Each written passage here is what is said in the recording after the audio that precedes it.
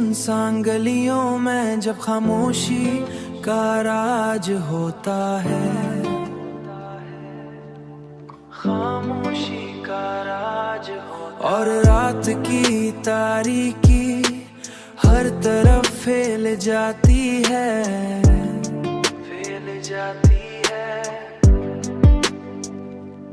हो माजी की यादें आते आस्ते आस्ते जागने लगती है।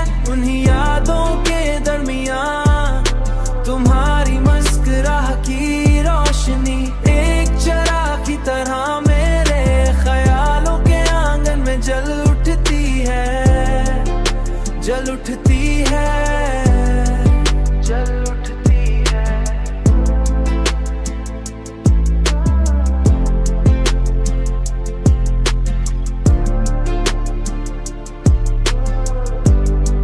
जल उठती है।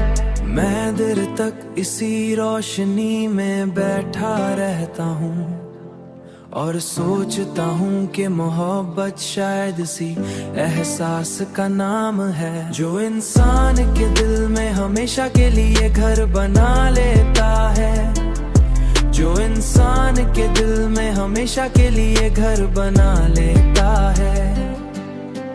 चाहे वक्त कितनी ही दूरी क्यों ना पैदा कर दे, चाहे वक्त की लहरें हमें कितना ही दूर ले जाएं, तुम्हारी याद की खुशबू आज भी मेरे दिल के आंगन में बिखरी हुई है। और हर हाँ मुझे तुम्हारी मौजूदगी का एहसास दिलाती रहती है।